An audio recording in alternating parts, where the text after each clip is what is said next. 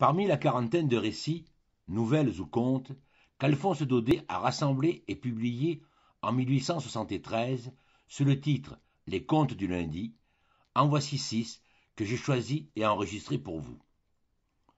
Le premier de ces récits se situe à la fin du Second Empire, lorsque les Prussiens, en 1870, envahirent Paris, dont le siège allait préfigurer la chute de Napoléon III. L'enfant espion. Il s'appelait Staine, le petit Staine. C'était un enfant de Paris, malingre et pâle, qui pouvait avoir 10 ans, peut-être 15. Avec ces moucherons-là, on ne sait jamais. Sa mère était morte. Son père, ancien soldat de marine, gardait un square dans le quartier du Temple. Les babilles, les bonnes, les vieilles dames à pliants, les mères pauvres, tout le Paris trotte-menu, qui vient se mettre à l'abri des voitures dans ses parterres bordés de trottoirs, connaissait le père Stern et l'adorait. On savait que sous sa rude moustache, effroi des chiens et des traîneurs de bancs, se cachait un bon sourire attendri, presque maternel, et que, pour voir ce sourire, on n'avait qu'à dire au bonhomme « Comment va votre petit garçon ?» Il aimait tant son garçon, le père Stern. Il était si heureux le soir, après la classe, quand le petit venait le prendre et qu'ils faisaient tous deux le tour des allées, s'arrêtant à chaque banc pour saluer les habitués, répondre à leurs bonnes manières. Avec le siège, malheureusement, tout changea. Le square du père Stern fut fermé. On y mit du pétrole. Et le pauvre homme, obligé à une surveillance incessante, passait sa vie dans les massifs déserts et bouleversés, seul, sans fumer, n'ayant plus son garçon que le soir, bien tard, à la maison. Aussi, il fallait voir sa moustache quand il parlait des Prussiens. Le petit Staine, lui, ne se plaignait pas trop de cette nouvelle vie. Un siège, c'est si amusant pour les gamins. Plus d'école, plus de mutuelle, des vacances tout le temps, et la rue comme un champ de foire. L'enfant restait dehors jusqu'au soir à courir. Il accompagnait les bataillons du quartier qui allaient au rempart, choisissant de préférence ceux qui avaient une bonne musique. Et là-dessus, petit Staine était très ferré. Il vous disait fort bien que celle du 96e ne valait pas grand-chose, mais qu'au 55e, ils en avaient une excellente. D'autres fois, il regardait les mobiles faire l'exercice. Et puis, il y avait les queues. Son panier sous le bras, il se mêlait à ces longues files qui se formaient dans l'ombre des matins d'hiver sans gaz, à la grille des bouchers, des boulangers. Là, les pieds dans l'eau, on faisait des connaissances, on causait politique, et, comme fils de M. Staine, chacun lui demandait son avis.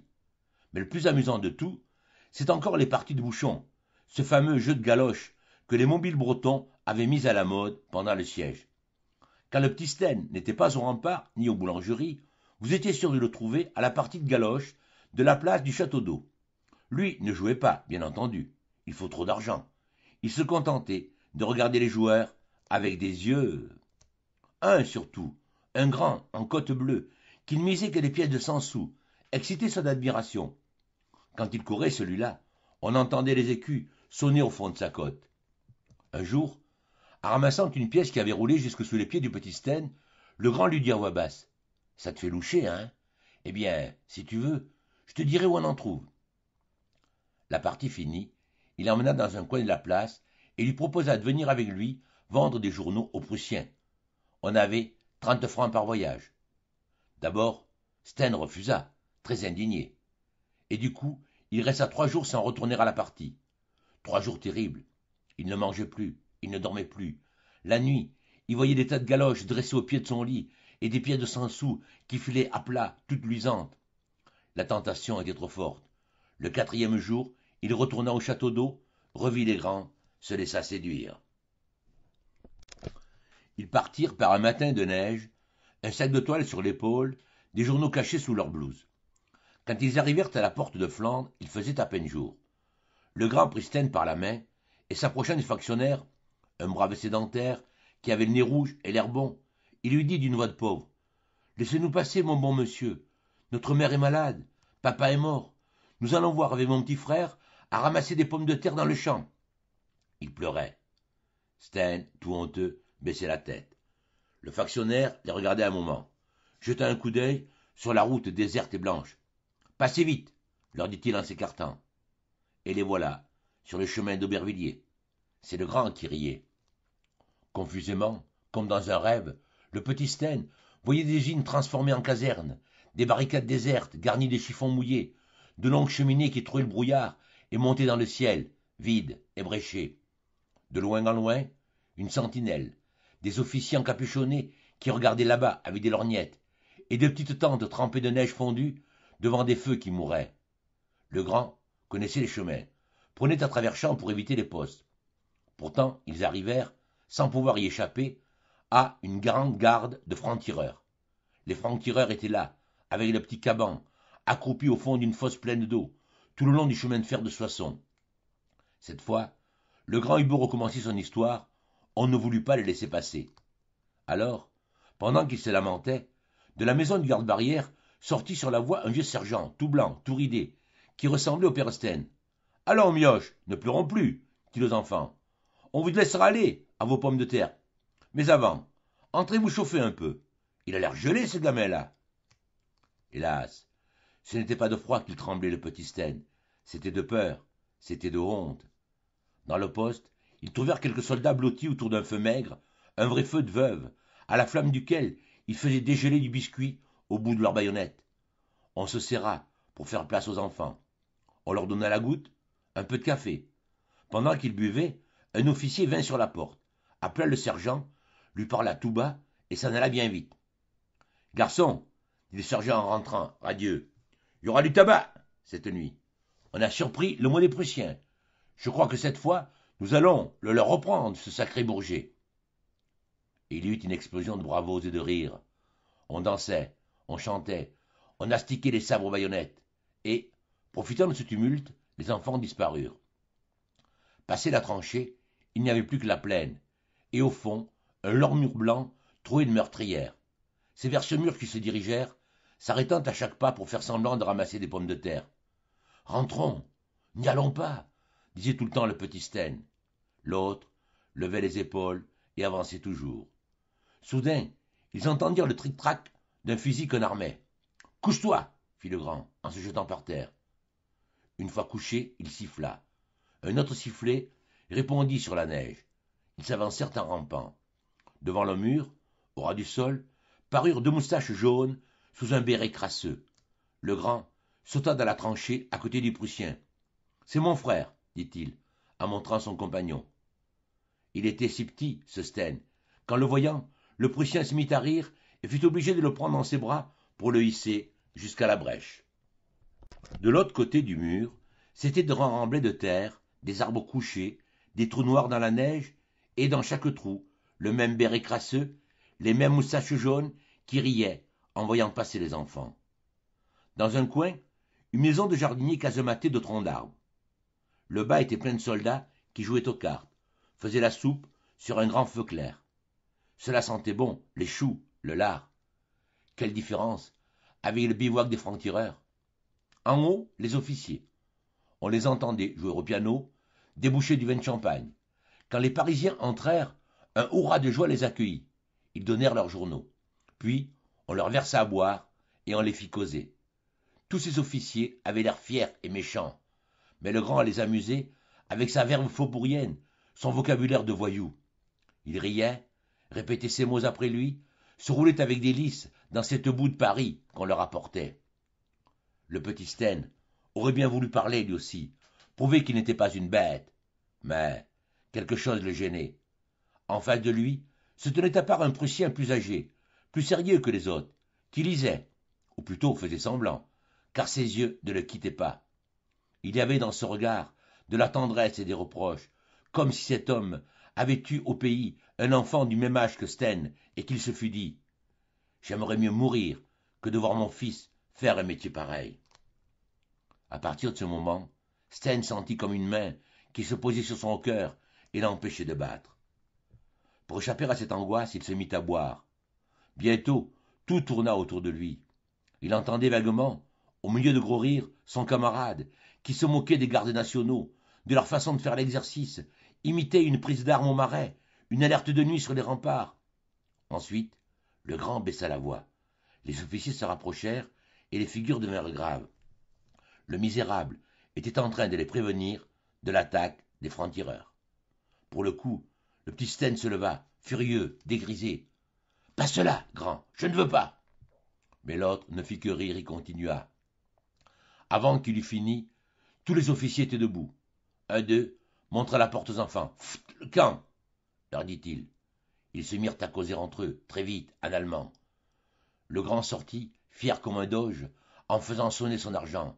Steen le suivit, la tête basse, et, lorsqu'il passa près du Prussien, dont le regard l'avait tant gêné, il entendit une voix triste qui disait « Pas joli, ça, pas joli !» Les larmes lui envinrent aux yeux. Une fois dans la plaine, les enfants se mirent à courir et rentrèrent rapidement. Leur sac était plein de pommes de terre que leur avaient données les Prussiens. Avec cela, ils passèrent sans encombre à la tranchée des francs-tireurs. On s'y préparait pour l'attaque de la nuit. Des troupes arrivaient, silencieuses, se massant derrière les murs. Le vieux sergent était là, occupé à placer ses hommes, l'air si heureux. Quand les enfants passèrent, il les reconnut et leur envoya un bon sourire. Oh, que ce sourire fit mal au petit Steen. Un moment, il eut envie de crier « N'allez pas là-bas, nous vous avons trahis !» Mais l'autre lui avait dit « Si tu parles, nous serons fusillés. » Et la peur le retint. À la Courneuve, ils entrèrent dans une maison abandonnée pour partager l'argent. La vérité m'oblige à dire que le partage fut fait honnêtement et que d'entendre sonner ses beaux écus sous sa blouse, de penser aux parties de galoche qu'il avait là en perspective, le petit Steen ne trouvait plus son crime aussi affreux. Mais, lorsqu'il fut seul, le malheureux enfant, lorsqu'après les portes, le grand l'eut quitté, alors, ses poches commencèrent à devenir bien lourdes, et la main qui lui serrait le cœur le serra plus fort que jamais. Paris ne lui semblait plus le même. Les gens qui passaient le regardaient sévèrement, comme s'ils avaient su d'où il venait. Le mot espion, il l'entendait dans le bruit des roues, dans le battement des tambours qui s'exerçaient le long du canal. Enfin, il arriva chez lui, et tout heureux de voir que son père n'était pas encore rentré, il monta vite dans leur chambre, caché sous son oreiller ses écus qui lui pesaient tant. Jamais le père Steen n'avait été si bon, si joyeux qu'en rentrant ce soir-là. On venait de recevoir des nouvelles de province. Les affaires du pays allaient mieux.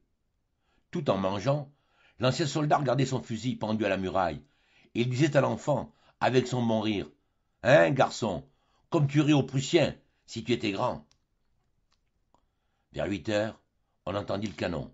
« C'est Aubervilliers. On se bat au Bourget, » fit le bonhomme, qui connaissait tous ses forts. Le petit Steen devint pâle, et prétextant une grande fatigue, il alla se coucher, mais il ne dormit pas. Le canon tonnait toujours. Il se représentait les francs-tireurs arrivant de nuit pour surprendre les Prussiens et tombant eux-mêmes dans une embuscade. Il se rappelait le sergent qui lui avait souri, le voyait étendu là-bas dans la neige, et combien d'autres avec lui. Le prix de tout ce sang se cachait là, sous son oreiller, et c'était lui, le fils de M. Steen, d'un soldat. Les larmes l'étouffaient. Dans la pièce à côté, il entendait son père marcher, ouvrir la fenêtre. En bas, sur la place, le rappel sonnait. Un bataillon de mobiles se numérotait pour partir. Décidément, c'était une vraie bataille. Le malheureux ne put retenir un sanglot. « Qu'as-tu donc » dit le père Steen en entrant. L'enfant n'y tint plus, sauta de son lit et vint se jeter aux pieds de son père. Au mouvement qu'il fit, les écus roulèrent par terre. « Qu'est-ce que cela ?»« Tu as volé » dit le vieux en tremblant.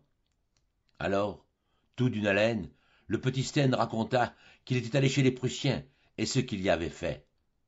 À mesure qu'il parlait, il se sentait le cœur plus libre. Cela le soulageait de s'accuser. Le père Steen écoutait, avec une figure terrible. Quand ce fut fini, il cacha sa tête dans ses mains et pleura. « Père, père !» voulut dire l'enfant. Le vieux le repoussa sans répondre et ramassa l'argent. « C'est tout ?» demanda-t-il. Le petit Steen fit signe que c'était tout. Le vieux décrocha son fusil, sa cartouchière, et, mettant un argent dans sa poche, « C'est bon, dit-il, je vais le rendre. » Et, sans ajouter un mot, sans seulement retourner la tête, il descendit se mêler aux mobiles qui partaient dans la nuit. On ne l'a jamais revu depuis. Le deuxième récit se situe également sous le règne de l'empereur Napoléon III, et plus précisément au début des années 1860, époque où Alphonse Daudet vint en Algérie pour raison de santé. Algérie qui, depuis 1830, était entrée de force dans l'empire colonial français. Un décoré du 15 août. Un soir en Algérie, à la fin d'une journée de chasse, un violent orage me surprit dans la plaine du Chélif, à quelques lieues d'Orléansville. Pas l'ombre d'un village, ni d'un caravansérail en vue. Rien que des palmiers nains, des forêts de lentisques et de grandes terres labourées jusqu'au bout de l'horizon. En outre, le Chélif, grossi par l'averse, commençait à ronfler d'une façon alarmante, et je courais risque de passer ma nuit en plein marécage. Heureusement, l'interprète civil du bureau de Miliana qui m'accompagnait se souvint qu'il y avait tout près de nous, caché dans un puits de terrain, une tribu dont il connaissait l'Aga, le chef, et nous décidâmes à aller lui demander l'hospitalité pour une nuit. Ces villages arabes de la plaine sont tellement enfouis dans les cactus et les figuiers de Barbarie, leurs gourbiers de terre sèche sont bâtis si ras du sol que nous étions au milieu du douar avant de l'avoir aperçu. Était-ce l'heure? La pluie? Ce grand silence? Mais le pays me parut bien triste, et comme sous le poids d'une angoisse qui y avait suspendu la vie. Dans les champs, tout autour, la récolte s'en allait à l'abandon. Les blés, les orges, rentrés partout ailleurs, étaient là, couchés, en train de pourrir sur place. Des herses, des charrues rouillées traînaient, oubliées sous la pluie. Toute la tribu avait ce même air de tristesse délabrée et d'indifférence. C'est à peine si les chiens aboyaient à notre approche. De temps en temps, au fond d'un gourbi, on entendait des cris d'enfants, et l'on voyait passer dans le fourré la tête rase d'un gamin ou le haïk troué de quelques vieux. Ça et là, de petits ânes, grelottant sous les buissons, mais pas un cheval, pas un homme, comme si on était encore au temps des grandes guerres et de tous les cavaliers partis depuis des mois. La maison de l'Aga, espèce de longue ferme aux murs blancs, sans fenêtres, ne paraissait pas plus vivante que les autres. Nous trouvâmes les écuries ouvertes, les boxes et les mangeoires vides, sans un palefrenier pour recevoir nos chevaux. Allons voir au café mort, me dit mon compagnon. Ce qu'on appelle le café mort est, comme le salon de réception des châtelains arabes, une maison dans la maison, réservée aux hôtes de passage, et où ces bons musulmans, si polis, si affables, trouvent moyen d'exercer leurs vertus hospitalières tout en gardant l'intimité familiale que commande la loi. Le café mort de l'Aga Slimane était ouvert, et silencieux comme ses écuries. Les hautes murailles peintes à la chaux, les trophées d'armes, les plumes d'autruche, le large divan bas courant autour de la salle, tout cela ruisselait sous les paquets de pluie que la rafale chassait par la porte. Pourtant, il y avait du monde dans le café. D'abord le cafetier, vieux kabyle en guenilles, accroupi la tête entre ses genoux, près d'un brasero renversé. Puis le fils de l'Aga, un bel enfant, fiévreux et pâle, qui reposait sur le divan, roulé dans un burnous noir, avec deux grands lévriers à ses pieds. Quand nous entrâmes, rien ne bougea. Tout au plus si un des lévriers remuait la tête, et si l'enfant daigna tourner vers nous son bel œil noir, enfiévré et languissant. « Et si Slimane ?» demanda l'interprète. Le cafetier fit par-dessus sa tête un geste vague qui montrait l'horizon, loin, bien loin. Nous comprîmes que Slimane était parti pour quelque grand voyage. Mais, comme la pluie ne nous permettait pas de nous remettre en route, l'interprète, s'adressant au fils de l'Aga, lui dit en arabe que nous étions des amis de son père, et que nous lui demandions un asile jusqu'au lendemain. Aussitôt, l'enfant se leva, malgré le mal qui le brûlait, donna des ordres au cafetier, puis, nous montrant les divans d'un air courtois, comme pour nous dire « Vous êtes mes hôtes !» Il salua, à la manière arabe, la tête inclinée, un baiser du bout des doigts, et, se drapant fièrement dans ses burnous, sortit, avec la gravité d'un aga et d'un maître de maison. Derrière lui, le cafetier ralluma son brasero, pesa dessus 2 bouillards microscopiques, et tandis qu'il nous préparait le café, nous pûmes lui arracher quelques détails sur le voyage de son maître et l'étrange abandon où se trouvait la tribu. Le kabyle parlait vite, avec des gestes de vieille femme, dans un beau langage guttural, tantôt précipité, tantôt coupé de grands silences, pendant lesquels on entendait la pluie tombant sur la mosaïque des cours intérieures, les bouillards qui chantaient et les aboiements des chacals répandus par milliers dans la plaine. Voici ce qui était arrivé au malheureux Si Slimane. 4 mois auparavant, le jour du 15 août, il avait reçu cette fameuse décoration de la Légion d'honneur qu'on lui faisait attendre depuis si longtemps. C'était le seul aga de la province qui ne l'eut pas encore. Tous les autres étaient chevaliers, officiers, 2 ou 3 même portaient autour de leur haïque le grand cordon de commandeur et se mouchaient dedans en toute innocence, comme je l'ai vu faire bien des fois au Bach Aga Boualem. Ce qui, jusqu'alors, avait empêché Si Slimane d'être décoré, c'est une querelle qu'il avait eue avec son chef de bureau arabe à la suite d'une partie de bouillotte. Et la camaraderie militaire est tellement puissante en Algérie que, depuis 10 ans, le nom de l'Aga figurait sur des listes de propositions sans jamais parvenir à passer. Aussi, vous pouvez vous imaginer la joie du brave Si Slimane lorsque, au matin du 15 août, un spahi d'Orléansville était venu lui apporter le petit écrin doré avec le brevet de légionnaire et que Baya, la plus aimée de ses 4 femmes, lui avait attaché la croix de France sur son burnous en poil de chameau. Ce fut pour la tribu l'occasion de 10 failles de fantasia interminables. Toute la nuit, les tambourins, les flûtes de roseaux retentirent. Il y eut des danses, des feux de joie, je ne sais combien de moutons de tués. Et pour que rien ne manquât à la fête, un fameux improvisateur du Djendel composa, en l'honneur de Si Slimane, une cantate magnifique qui commençait ainsi. Vent, attelle les coursiers pour porter la bonne nouvelle.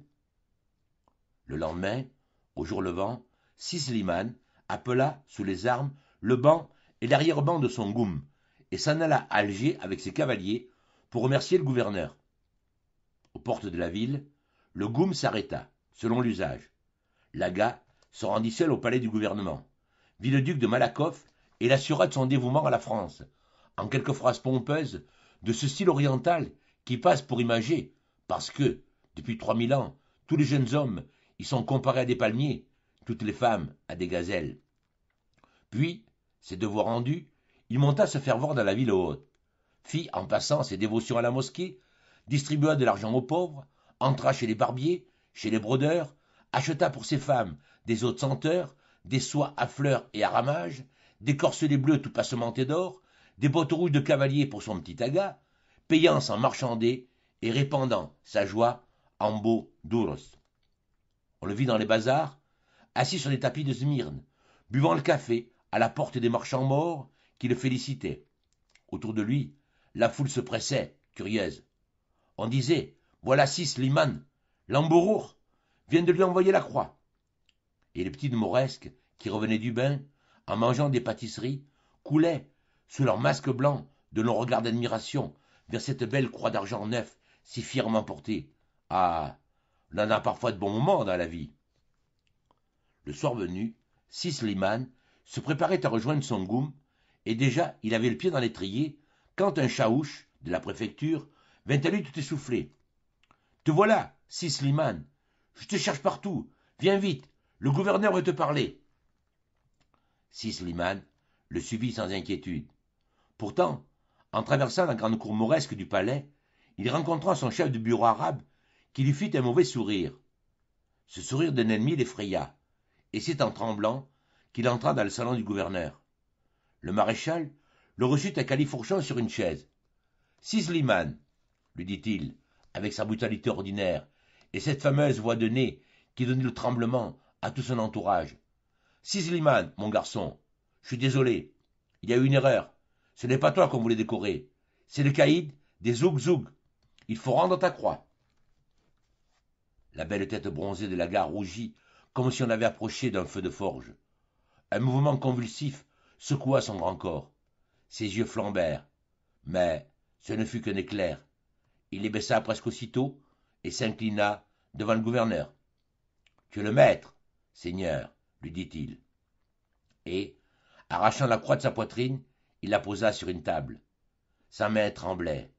Il y avait des larmes au bout de ses longs cils. Le vieux pélicier en fut touché. « Allons, allons, mon brave, ce sera pour l'année prochaine. » Et il lui tendit la main d'un air bon enfant. L'Aga feignit de ne pas la voir, s'inclina sans répondre et sortit. Il savait à quoi s'en tenir sur la promesse du maréchal et se voyait à tout jamais déshonoré par une intrigue de bureau. Le bruit de sa disgrâce s'était déjà répandu dans la ville. Les Juifs de la rue Beb Azoun le regardaient passer en ricanant. Les marchands morts, au contraire, se détournaient de lui d'un air de pitié, et cette pitié lui faisait encore plus mal que ses rires. Il s'en allait, longeant les murs, cherchant les ruelles les plus noires. La plaque de sa croix, arrachée, le brûlait comme une blessure ouverte. Et tout le temps, il pensait, que diront mes cavaliers? Que diront mes femmes? Alors, il lui venait des bouffées de rage. Il se voyait prêchant la guerre sainte là-bas, sur les frontières du Maroc, toujours rouge d'incendies et de batailles. Ou bien, courant les rues d'Alger, à la tête de son goum, pillant les juifs, massacrant les chrétiens, et tombant lui-même dans ce grand désordre où il aurait caché sa honte. Tout lui paraissait possible, plutôt que de retourner dans sa tribu. Tout à coup, au beau milieu de ses projets de vengeance, la pensée de l'empereur jaillit en lui comme une lumière. L'empereur. Pour Slimane, comme pour tous les Arabes, l'idée de justice et de puissance se résumait dans ce seul mot. C'était le vrai chef des croyants de ces musulmans de la décadence. L'autre, celui de Stamboul, leur apparaissait de loin comme un être de raison, une sorte de pape invisible qui n'avait gardé pour lui que le pouvoir spirituel. Et dans l'Égypte où nous sommes, on sait ce que vaut ce pouvoir-là. Mais l'empereur, avec ses gros canons, ses zouaves, sa flotte en fer. Dès qu'il eut pensé à lui, Slimane se crut sauvé. Pour sûr, l'empereur allait lui rendre sa croix. C'était l'affaire de 8 jours de voyage, et il le croyait si bien qu'il voulut que son goum l'attendît aux portes d'Alger. Le paquebot du lendemain l'emportait vers Paris, plein de recueillement et de sérénité, comme pour un pèlerinage à la Mecque. Pauvre Slimane. Il y avait 4 mois qu'il était parti, et les lettres qu'il envoyait à ses femmes ne parlaient pas encore de retour. Depuis 4 mois, le malheureux Aga était perdu dans le brouillard parisien, passant sa vie à courir les ministères, berné partout, pris dans le formidable engrenage de l'administration française, renvoyé de bureau en bureau, salissant ses burnous sur les coffres à bois des antichambres, à l'affût d'une audience qui n'arrivait jamais. Puis, le soir, on le voyait, avec sa longue figure triste, ridicule à force de majesté, attendant sa clé dans un bureau d'hôtel garni. Il remontait chez lui, là de course, de démarche, mais toujours fier, cramponné à l'espoir, s'acharnant comme un décavé à courir après son honneur. Pendant ce temps-là, ses cavaliers, accroupis à la porte Beb Azoun, attendaient avec le fatalisme oriental. Les chevaux, au piquet, hennissaient du côté de la mer. Dans la tribu, tout était en suspens. Les moissons mouraient sur place, faute de bras. Les femmes, les enfants comptaient les jours, la tête tournée vers Paris. Et c'était pitié de voir combien d'espoir, d'inquiétudes et de ruines traînaient déjà à ce bout de ruban rouge. Quand tout cela finirait-il? Dieu seul le sait, disait le cafetier en soupirant. Et, par la porte entr'ouverte, sur la plaine violette et triste, son bras nu nous montrait un petit croissant de lune blanche qui montait dans le ciel mouillé. Mis à part l'Arlésienne, ce ne sont pas avec les 16 autres pièces de théâtre qu'il a écrites qu'Alphonse Daudet est passé à la postérité. Mais il savait sans doute de quoi il parlait dans le récit suivant. Un soir de première. Impression de l'auteur. C'est pour 8 heures. Dans 5 minutes, la toile va se lever. Machiniste, régisseur, garçon d'accessoires, tout le monde est à son poste. Les acteurs de la première scène se placent, prennent leurs attitudes. Je regarde, une dernière fois, par le trou du rideau. La salle est comble. 1500 têtes rangées dans l'amphithéâtre, riant, s'agitant dans la lumière. Il y en a quelques-unes que je reconnais vaguement.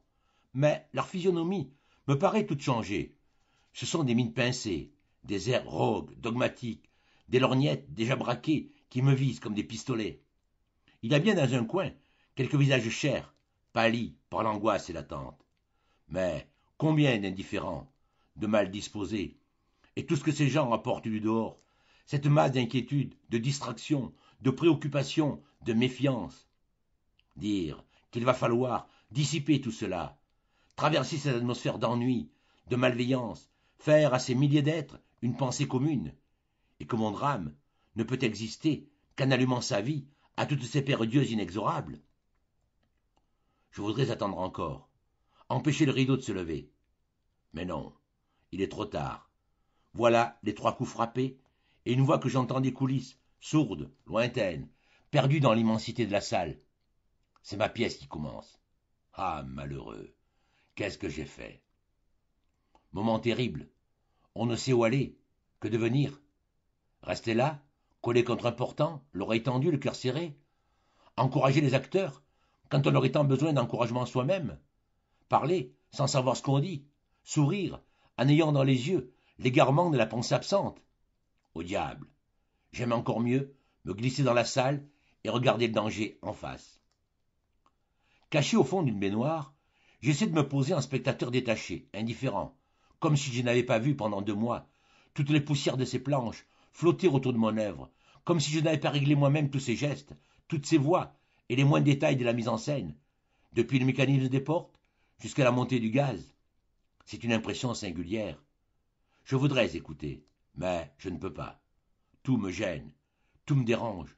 Ce sont des clés brusques aux portes des loges, des tabourets qu'on remue, des quintes de tout qui s'encouragent, se répondent, des chuchotements d'éventail, des étoffes froissées, un tas de petits bruits qui me paraissent énormes. Puis, des hostilités de gestes, d'attitudes, des dos qui n'ont pas l'air contents, des coudes ennuyés qui s'étalent, semblent barrer tout le décor. Devant moi, un tout jeune homme à binocle prend des notes d'un air grave et dit « C'est enfantin ». Dans la loge à côté, on cause à voix basse. « Vous savez que c'est pour demain ?»« Pour demain ?»« Oui, demain, sans faute. » Il paraît que demain est très important pour ces gens-là, et moi, qui ne pense qu'à aujourd'hui. À travers cette confusion, pas un de mes mots ne porte, ne fait flèche. Au lieu de monter, d'emplir la salle, les voix des acteurs s'arrêtent au bord de la rampe et retombent lourdement dans le trou du souffleur, au fracas bête de la claque. Qu'est-ce qu'il a donc à se fâcher, ce monsieur, là-haut? Décidément, j'ai peur. Je m'en vais. Me voilà dehors. Il pleut, il fait noir, mais je ne m'en aperçois guère. Les loges, les galeries tournent encore devant moi, avec leurs rangées de têtes lumineuses, et la scène au milieu, comme un point fixe, éclatant, qui s'obscurcit à mesure que je m'éloigne. J'ai beau marcher, me secouer, je la vois toujours, cette scène maudite, et la pièce, que je sais par cœur, continue à se jouer, à se traîner lugubrement au fond de mon cerveau. C'est comme un mauvais rêve que j'emporte avec moi, et auquel je mêle les gens qui me heurtent, le gâchis, le bruit de la rue. Au coin du boulevard, un coup de sifflet m'arrête, me fait pâlir. Imbécile, c'est un bureau d'omnibus. Et je marche, et la pluie redouble. Il me semble que là-bas aussi, il pleut sur mon drame, que tout se décolle, se détrempe, et que mes héros, honteux et fripés, barbotent à ma suite, sur les trottoirs luisants de gaz et d'eau. Pour m'arracher à ces idées noires, j'entre dans un café. J'essaie de lire, mais les lettres se croisent, dansent, s'allongent, tourbillonnent. Je ne sais plus ce que les mots veulent dire. Ils me semblent tous bizarres, vides de sens. Cela me rappelle une lecture que j'ai faite en mer il y a quelques années, un jour de très gros temps. Sous le rouf inondé d'eau où je m'étais blotti, j'avais trouvé une grammaire anglaise. Et là, dans le train des vagues et des mâts arrachés, pour ne pas penser au danger, pour ne pas voir ces paquets d'eau verdâtre qui croulaient sur le pont en s'étalant, je m'absorbais de toutes mes forces dans l'étude du TH anglais. Mais j'avais beau lire à haute voix, répéter et crier les mots, rien ne pouvait entrer dans ma tête pleine des huées de la mer et des sifflements aigus de la bise en haut des vergues. Le journal, que je tiens à ce moment, me paraît aussi incompréhensible que ma grammaire anglaise. Pourtant, à force de fixer cette grande feuille dépliée devant moi, je vois s'y dérouler, entre les lignes courtes et serrées, les articles de demain, et mon pauvre nom se débattre dans des buissons d'épines et des flots d'encre amère. Tout à coup, le gaz baisse. On ferme le café. Déjà? Quelle heure est-il donc? Les boulevards sont pleins de monde. On sort des théâtres. Je me crois sans doute avec des gens qui ont vu ma pièce. Je voudrais demander. savoir, et en même temps, je passe vite, pour ne pas entendre les réflexions à haute voix et les feuilletons en pleine rue. Ah, comme ils sont heureux tous ceux-là qui rentrent chez eux et qui n'ont pas fait de pièces. Me voici devant le théâtre. Tout est fermé, éteint. Décidément, je ne saurai rien ce soir. Mais je me sens une immense tristesse devant les affiches mouillées et les ifs à lampions qui clignotent encore à la porte. Ce grand bâtiment, que j'ai vu tout à l'heure s'étaler en bruit et en lumière, à tout ce coin de boulevard, est sourd, noir, désert, ruisselant, comme après un incendie. Allons, c'est fini. 6 mois de travail, de rêve, de fatigue, d'espérance, tout cela s'est brûlé, perdu, envolé, à la flambée de gaz d'une soirée. Le conte suivant sera repris par Alphonse Daudet en 1879 dans son édition définitive des Lettres de Montmoulin. Les 3 messes basses. De dindes truffées, Garrigou? Oui, mon révérend, de dindes magnifiques, bourrées de truffes. J'en sais quelque chose, puisque c'est moi qui ai aidé à les remplir. On aurait dit que leur peau allait craquer en rôtissant, tellement elle était tendue. Jésus Maria, moi qui aime tant les truffes, donne-moi vite mon surplis, Garrigou. Il y avait les dindes. Qu'est-ce que tu as encore aperçu à la cuisine? Oh, toutes sortes de bonnes choses. Depuis midi, nous n'avons fait que plumer des faisans, des huppes, des gelinottes, des coqs de bruyère. La plume envolait partout. Puis de l'étang, on a apporté des anguilles, des carpes dorés, des truites, des... Grosses comment les truites, Garrigou? Grosses comme ça, mon révérend, énormes. Oh Dieu, il me semble que je les vois. As-tu mis le vin dans les burettes? Oui, mon révérend, j'ai mis le vin dans les burettes. Mais, dame, il ne vaut pas celui que vous boirez tout à l'heure, en sortant de la messe de minuit. Si vous voyez cela, dans la salle à manger du château, toutes ces carafes qui flambent, pleines de vin de toutes les couleurs, et la vaisselle d'argent, les surtouts ciselés, les fleurs, les candélabres. Jamais il ne se sera vu un réveillon pareil. Monsieur le marquis a invité tous les seigneurs du voisinage. Vous serez au moins 40 à table, sans compter le bailli ni le tabellion. Ah, vous êtes bien heureux d'en être, mon révérend. Rien que d'avoir flairé ces belles dindes, l'honneur des truffes me suit partout. Allons, allons, mon enfant, gardons-nous du péché de gourmandise, surtout la nuit de la nativité. Va bien vite allumer les cierges et sonner le premier coup de la messe, car voilà que minuit est proche, et il ne faut pas nous mettre en retard. Cette conversation se tenait une nuit de Noël de l'an de grâce 1600, et étant entre les révérends Dom Balaguer, ancien prieur des Barnabites, présentement chapelain gagé des sires de Trinquelague, et son petit clerc Garrigou, ou du moins ce qu'il croyait être le petit clerc Garrigou, car vous saurez que le diable, ce soir-là, avait pris la face ronde et les traits indécis du jeune sacristain pour mieux induire le révérend père en tentation et lui faire commettre un épouvantable péché de gourmandise.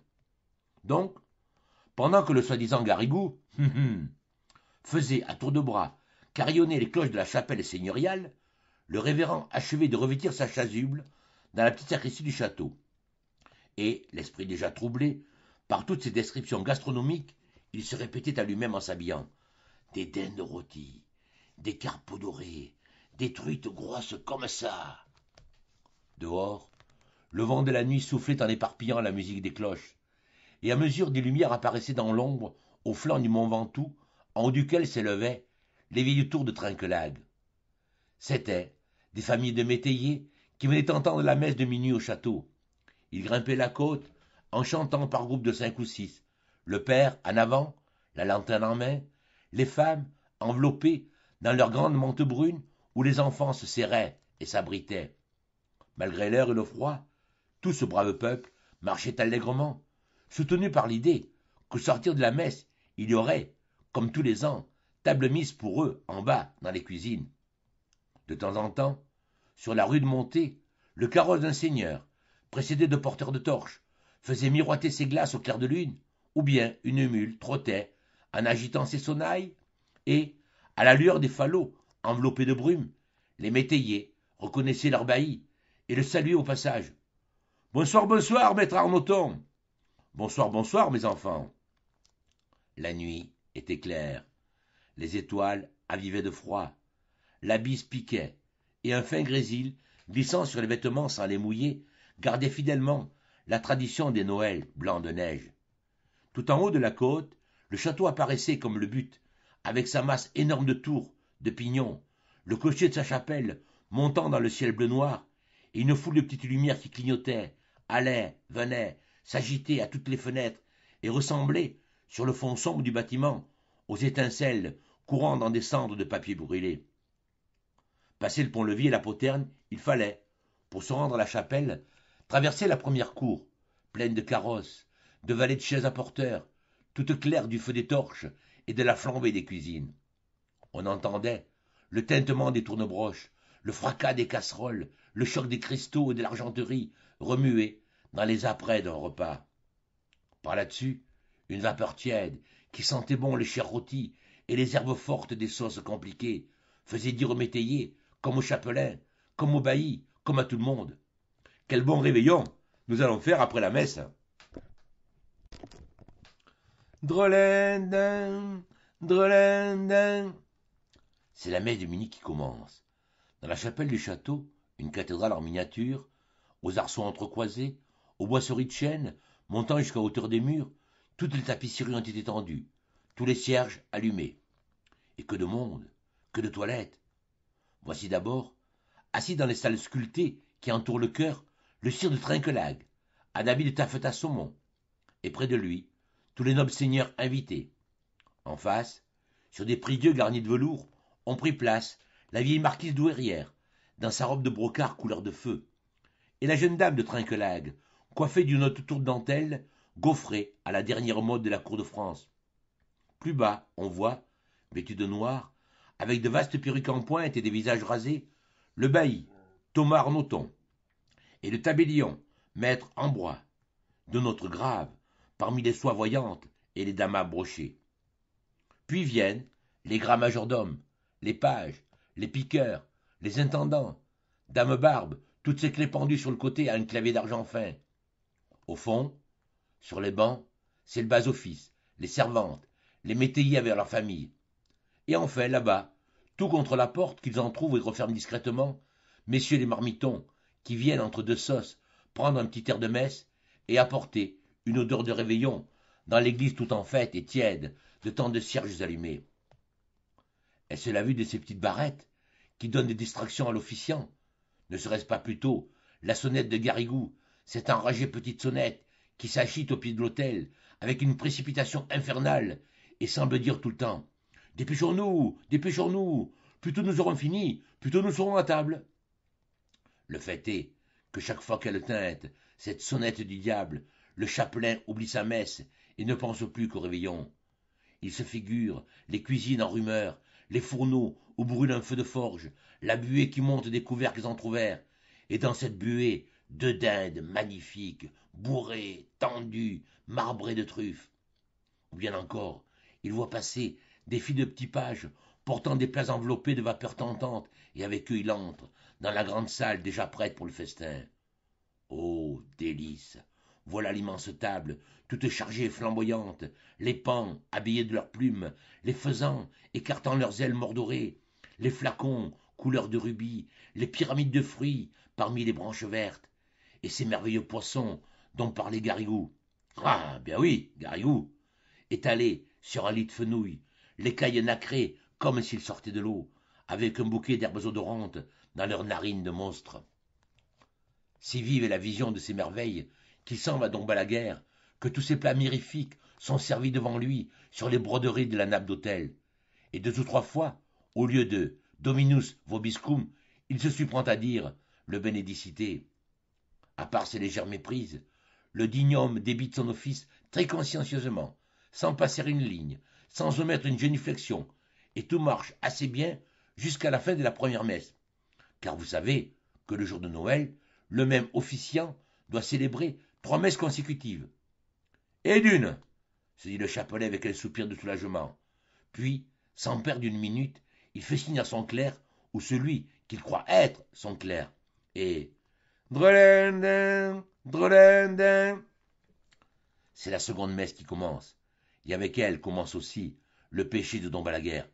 Vite, vite, dépêchons-nous, du cri de sa petite voix aigrelette, la sonnette de Garrigou. Et cette fois, le malheureux officiant, tout abandonné au démon de la gourmandise, se rue vers le missel et dévore les pages avec l'avidité de son appétit, en surexcitation. Frénétiquement, il se baisse, se relève, esquisse les signes de croix, les génuflexions, raccourcit tous ses gestes pour avoir plus tôt fini.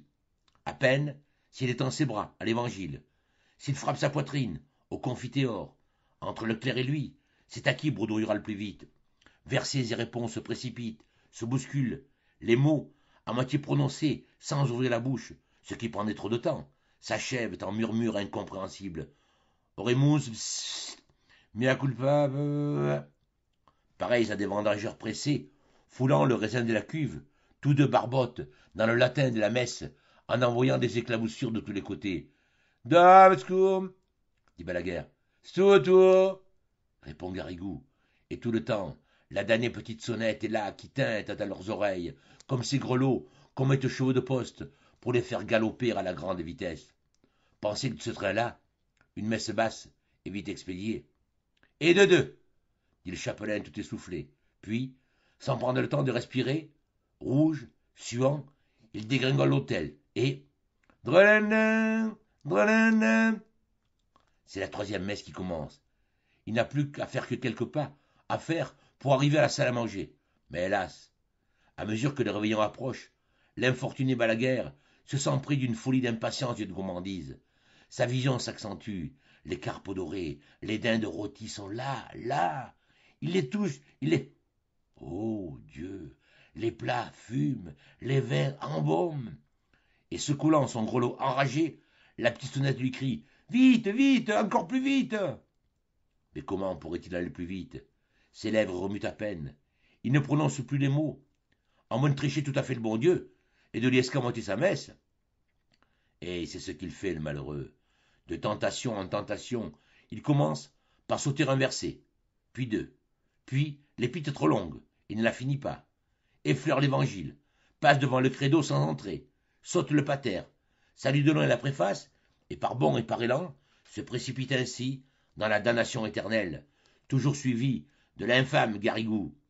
Va des rétros, Satanas, arrière, Satan, qui le seconde, avec une merveilleuse entente, lui relève sa chasuble, tourne les feuillets deux par deux, bouscule les pupitres, renverse les burettes, et sans cesse secoue la petite sonnette de plus en plus fort, de plus en plus vite. Il faut voir la figure effarée que font tous les assistants. Obligés de suivre à la mimique du prêtre cette messe dont ils n'entendent pas un mot, les uns se lèvent quand les autres s'agenouillent, s'assiedent quand les autres sont debout, et toutes les fades de ce singulier office se confondent sur les bancs dans une foule d'attitudes diverses. L'étoile de Noël en route, dans les chemins du ciel, là-bas, vers la petite table, pâlit d'épouvante, en voyant cette confusion. L'abbé va trop vite, on ne peut pas suivre, murmure la vieille douairière, en agitant sa coiffe avec égarement. Maître Arnoton, ses grandes lunettes d'acier sur le nez, cherche dans son paroissien où diantre on peut bien en être. Mais au fond, tous ces braves gens, qui eux aussi pensent à réveillonner, ne sont pas fâchés que la messe aille à ce train de poste. Et quand tombe la guerre, la figure rayonnante se tourne vers l'assistance en criant de toutes ses forces « Ite missa est !» Il n'y a qu'une voix dans la chapelle pour lui répondre « Deo gratias !» si joyeux, si entraînant, qu'on se croirait déjà à table au premier toast du réveillon. 5 minutes après, la foule des seigneurs s'asseyant dans la grande salle, le chapelet au milieu d'eux. Le château, illuminé de haut en bas, retentissait de chants, de cris, de rires, de rumeurs, et le vénérable Dom Balaguer plantait sa fourchette dans une aile de gelinotte, noyant le remords de son péché sous les flots de vin du pape et de bons jus de viande. Tant il but et mangea, le pauvre saint homme, qu'il mourut dans la nuit d'une terrible attaque, sans avoir eu seulement le temps de se repentir.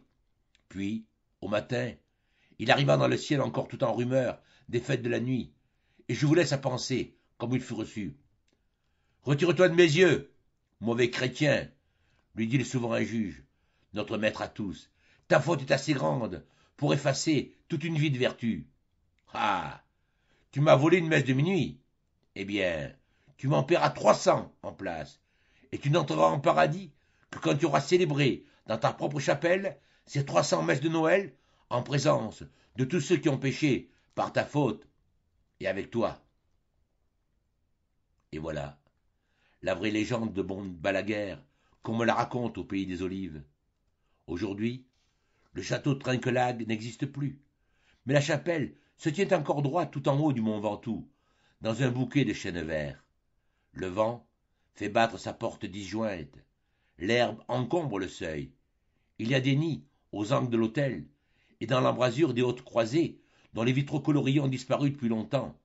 Cependant, il paraît que tous les ans, à Noël, une lumière surnaturelle erre parmi ces ruines, et qu'en allant aux messes et au réveillon, les paysans aperçoivent ce spectre de chapelle éclairé de cierges invisibles qui brûlent au grand air, même sous la neige et le vent. Vous en rirez si vous voulez, mais un vigneron de l'endroit, nommé Garrigue, sans doute un descendant de Garrigou, m'a affirmé qu'un soir de Noël, se trouvant un peu en ribote, il s'était perdu dans la montagne, du côté de Trinquelague, et voilà ce qu'il avait vu. Jusqu'à 11 heures, rien. Tout était silencieux, éteint, inanimé. Soudain, vers minuit, un carillon sonna tout en haut du clocher. Un vieux, vieux carillon, qui avait l'air d'être à 10 lieues. Bientôt, dans le chemin qui monte, Garrigue vit trembler des feux, s'agiter des ombres indécises. Sous le port de la chapelle, on marchait, on chuchotait. « Bonsoir, maître Arnoton. Bonsoir, bonsoir, mes enfants. » Quand tout le monde fut entré, mon vigneron, qui était très brave, s'approcha doucement et, regardant par la porte cassée, eut un singulier spectacle. Tous ces gens qu'il avait vus passer étaient rangés autour du chœur, dans la nef en ruine, comme si les anciens bancs existaient encore. De belles dames en brocart, avec des coiffes de dentelle, des seigneurs chamarrés de haut en bas, des paysans en jaquettes fleuries, ainsi qu'en avaient nos grands-pères, tous l'air vieux, fanés, poussiéreux, fatigués.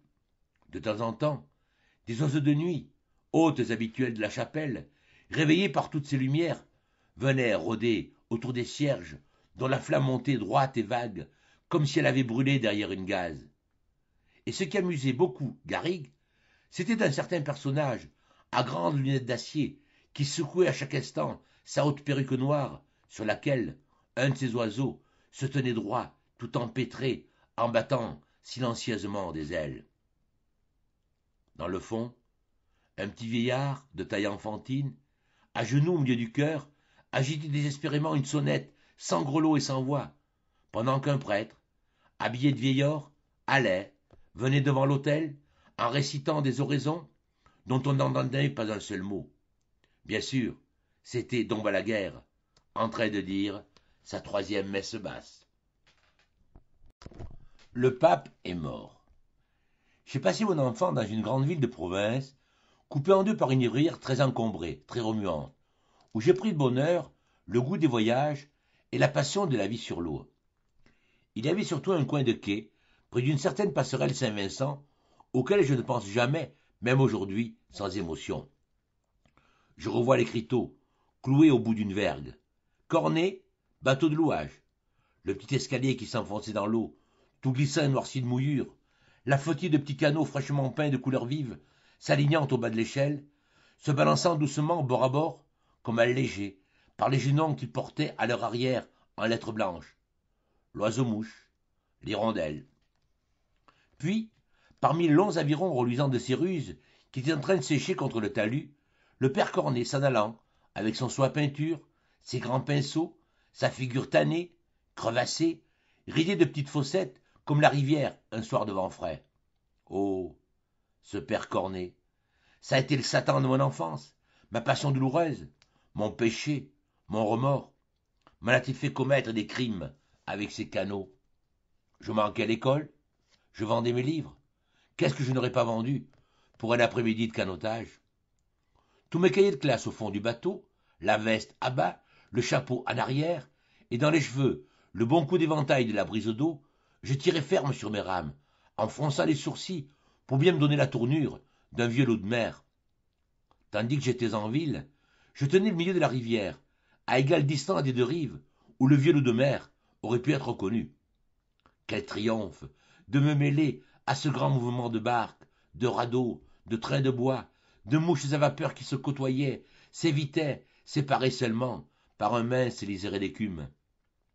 Il y avait de l'eau bateau qui tournait pour prendre le courant, et cela en déplaçait une foule d'autres. Tout à coup, les roues d'un vapeur battaient l'eau près de moi, ou bien une ombre lourde m'arrivait dessus. C'était l'avant d'un bateau de pommes. « Gardons, moucheron !» me criait une voix enrouée. Et je suais, je me débattais, empêtré dans le va-et-vient de cette vie du fleuve, que la vie de la rue traversait incessamment par tous ces ponts, toutes ces passerelles, qui mettaient des reflets d'omnibus sous la coupe des avirons. Et le courant si dur, à la pointe des arches, et les remous, les tourbillons, le fameux trou de la mort qui trompe. Penser que c'était pas une petite affaire de se guider là-dedans avec des bras de 12 ans, et personne pour tenir la barre. Quelquefois, j'avais la chance de rencontrer la chaîne. Vite, je m'accrochais tout au bout de ces longs trains de bateaux qu'elle remorquait, et, les rames immobiles, étendues comme des ailes qui planent, je me laissais aller à cette vitesse silencieuse qui coupait la rivière en longs rubans d'écume et faisait filer des deux côtés des arbres les maisons du quai. Devant moi, loin, bien loin, j'entendais le battement monotone de l'hélice, un chien qui aboyait sur les bateaux de la remorque, ou montait d'une cheminée basse un petit filet de fumée.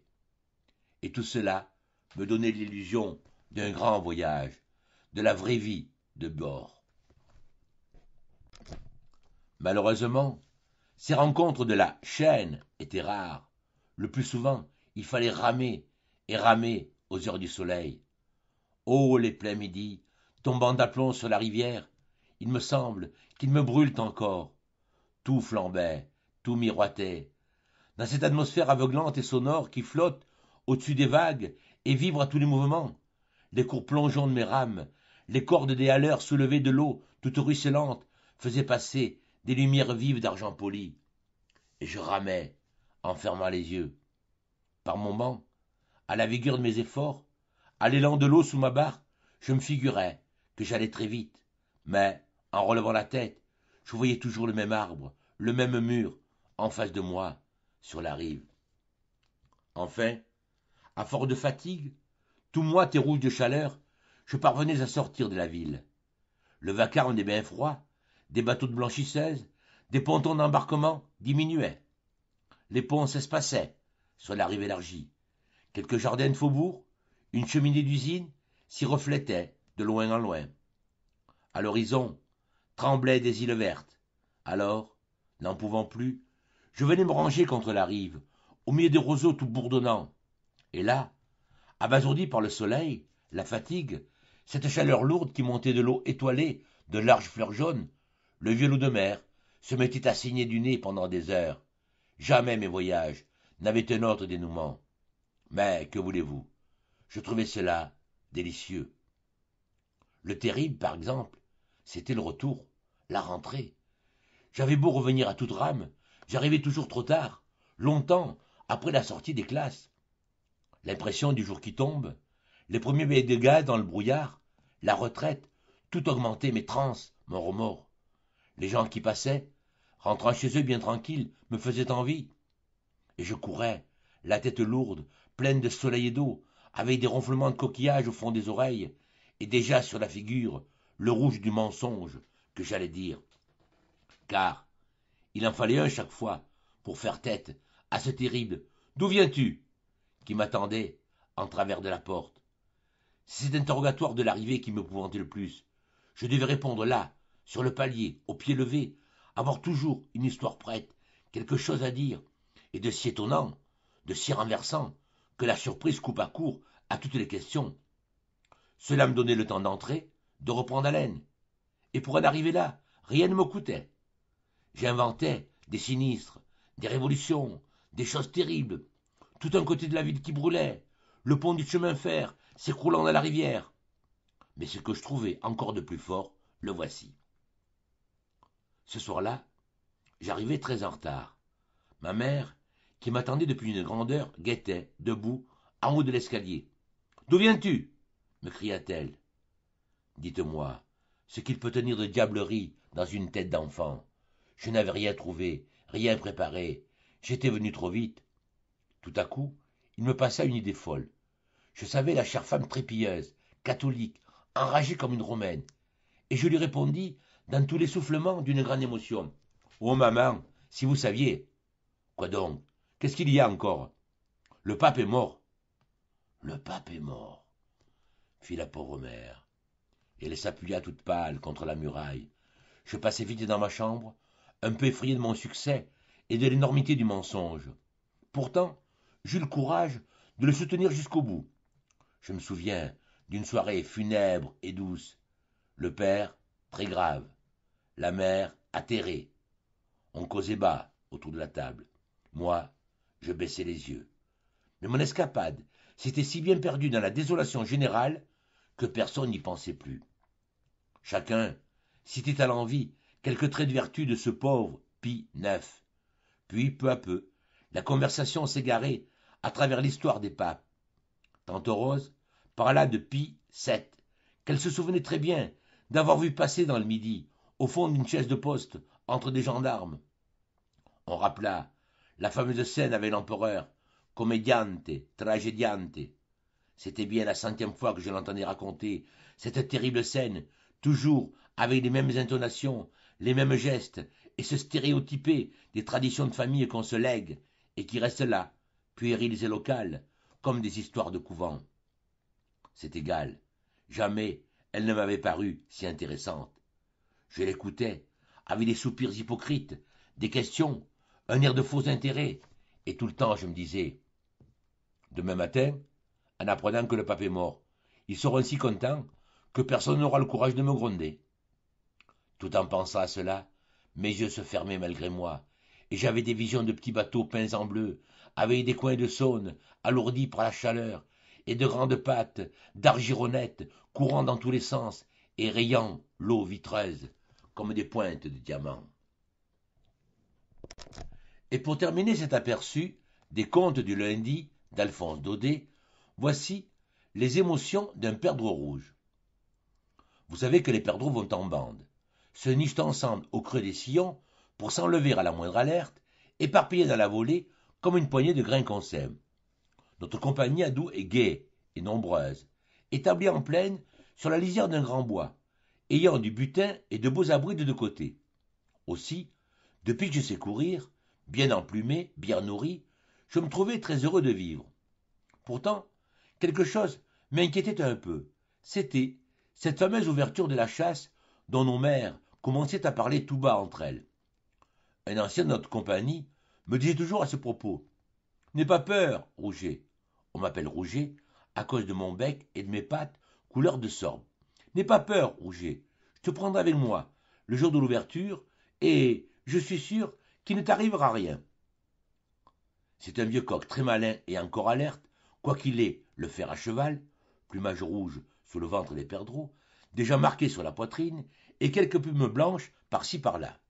Tout jeune, il a reçu un grain de plomb dans l'aile, et comme cela l'a rendu un peu sourd, il y regarde à 2 fois avant de s'envoler, prend son temps et se tire toujours d'affaire.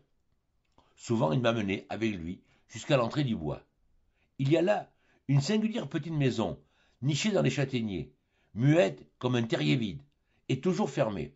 « Regardez bien cette maison, petit, » me disait le vieux. « Quand tu verras de la fumée monter du toit, le seuil et les volets ouverts, ça ira mal pour nous. » Et moi, je me fiais à lui, sachant bien qu'il n'en était pas à sa première ouverture.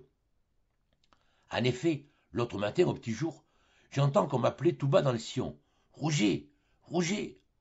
C'était mon vieux coq. Il avait des yeux extraordinaires. « Viens vite, me dit-il, et fais comme moi. » Je le suivis, à moitié endormi, en me coulant entre les mottes de terre, sans voler, sans presque sauter, comme une souris. Nous allions du côté du bois, et je vis en passant qu'il y avait de la fumée à la cheminée de la petite maison, du jour aux fenêtres, et, devant la porte grande ouverte, des chasseurs tout équipés, entourés de chiens qui sautaient. Comme nous passions, un des chasseurs cria: « Faisons la plaine, ce matin. Nous ferons le bois après déjeuner. » Alors je compris pourquoi mon vieux compagnon nous emmenait d'abord sous la futaie. Tout de même, le cœur me battait. surtout en pensant à nos pauvres amis.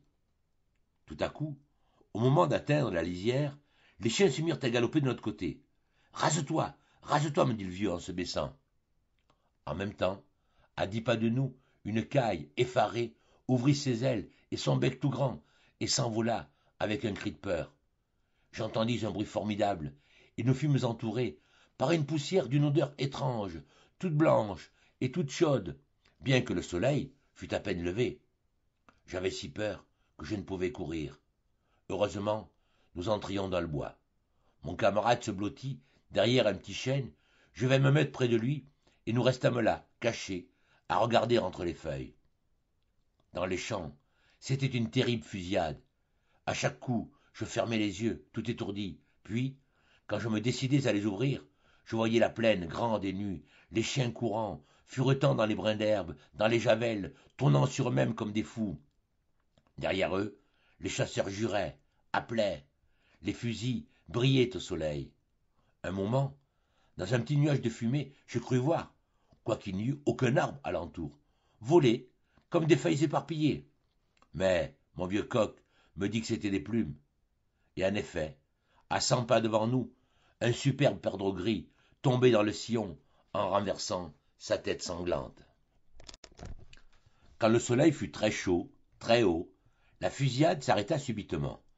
Les chasseurs venaient vers la petite maison où l'on entendait pétiller un grand feu de sarment. Ils causaient entre eux, le fusil sur l'épaule, discutaient les coups, pendant que leurs chiens venaient derrière, harassés, la langue pendante. Ils vont déjeuner, me dit mon compagnon, faisons comme eux. Et nous entrâmes dans un champ de sarrasin qui est tout près du bois, un grand champ blanc et noir, en fleurs et en graines, sentant l'amande. De beaux faisans au plumage mordoré picotaient là, eux aussi, en baissant leurs crêtes rouges, de peur d'être vus. Ah, ils étaient moins fiers que d'habitude. Tout en mangeant, ils nous demandèrent des nouvelles, et si l'un des leurs était déjà tombé. Pendant ce temps, le déjeuner des chasseurs, d'abord silencieux, devenait de plus en plus bruyant. Nous entendions choquer les verres et partir les bouchons des bouteilles. Le vieux trouva qu'il était temps de rejoindre notre abri. À cette heure, on aurait dit que le bois dormait.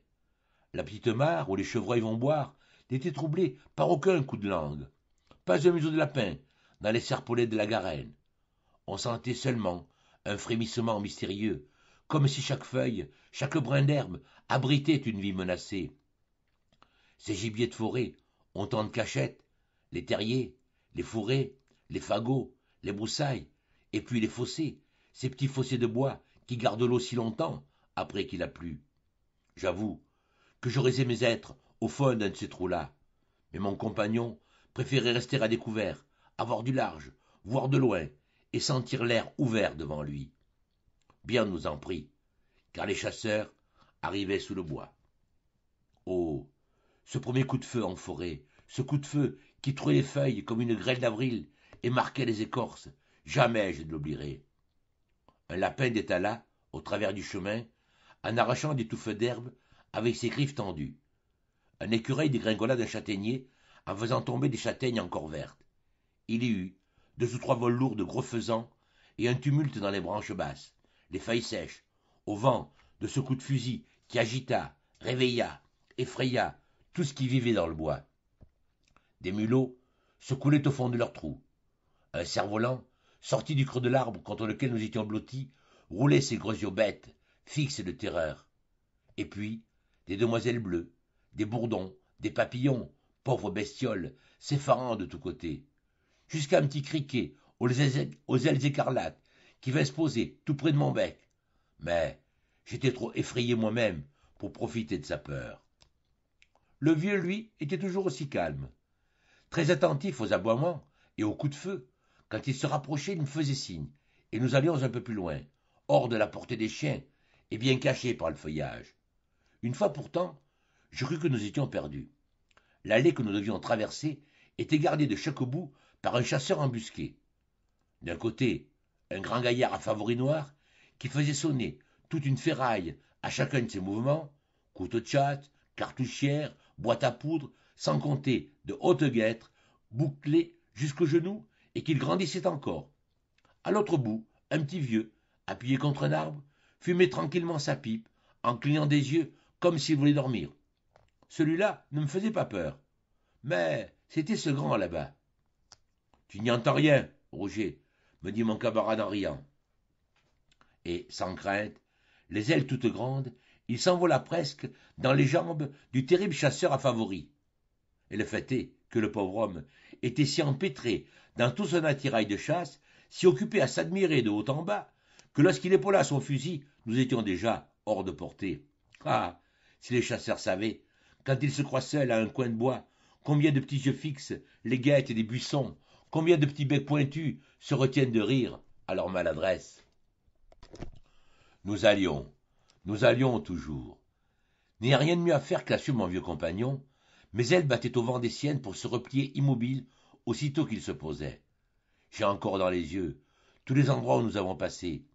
La Garenne, rose de bruyère, pleine de terriers au pays des arbres jaunes, avec ce grand rideau de chêne, où il me semblait voir la mort cachée partout. La petite allée verte, où ma mère, perdrix, avait promené tant de fois sa nichée au soleil de mai, où nous sautions tout en piquant les fourmis rouges qui nous grimpaient aux pattes, où nous rencontrions des petits faisans pharaons, lourds comme des poulets, et qui ne voulaient pas jouer avec nous. Je la vis comme dans un rêve, ma petite allée, au moment où une biche la traversait, haute sur ses pattes menues, les yeux grands ouverts et prête à bondir. Puis la mare, où l'on vient en partie par 15 ou 30, tous du même vol, lever de la plaine en une minute, pour boire à l'eau de source et s'éclabousser de gouttelettes qui roulent sur le lustre des plumes. Il y avait, au milieu de cette mare, un bouquet d'honnêtes très fourrés. C'est dans cet îlot que nous nous réfugiâmes. Il aurait fallu que les chiens eussent un fameux nez pour venir nous chercher là. Nous y étions depuis un moment lorsqu'un chevreuil arriva, se traînant sur 3 pattes et laissant une trace rouge sur les mousses derrière lui.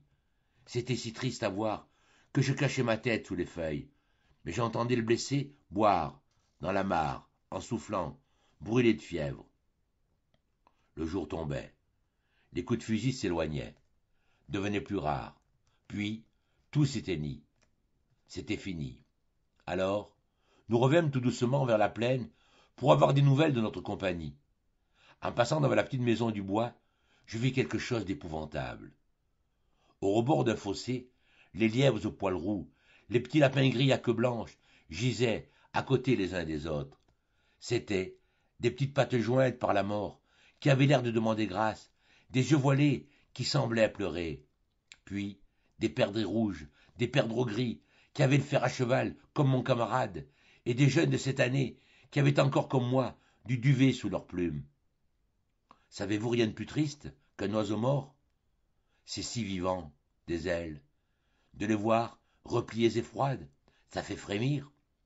Un grand chevreuil superbe et calme paraissait endormi, sa petite langue rose dépassant la bouche, comme pour lécher encore. Et les chasseurs étaient là, penchés sur cette tuerie, contents et tirant vers leur carnier les pattes sanglantes, les ailes déchirées, sans respect, pour toutes ces blessures fraîches. Les chiens, attachés pour la route, fronçaient encore leurs babines en arrêt, comme s'ils s'apprêtaient à s'élancer de nouveau dans les taillis. Oh, pendant que le grand soleil se couchait là-bas, et qu'ils s'en allaient tous harassés, allongeant leurs ombres sur les mottes de terre et les sentiers humides de la rosée du soir, comme je les maudissais, comme je les détestais, hommes et bêtes, toute la bande. Ni mon compagnon, ni moi, n'avions le courage de jeter comme à l'ordinaire une petite note d'adieu à ce jour qui finissait. Sur notre route, nous rencontrions de malheureuses petites bêtes, abattues par un plomb de hasard, et restant là, abandonnées aux fourmis. Des mulots, le museau plein de poussière, des pies, des hirondelles, foudroyées dans leur vol, couchées sur le dos, étendant leurs petites pattes roides vers la nuit qui descendait vite, comme elle fait en automne, claire, froide et mouillée. Mais le plus navrant de tout, c'était d'entendre, à la lisière du bois, au bord du pré, et là-bas, dans l'oseraie de la rivière, les appels, anxieux, tristes, disséminés, auxquels rien ne répondait.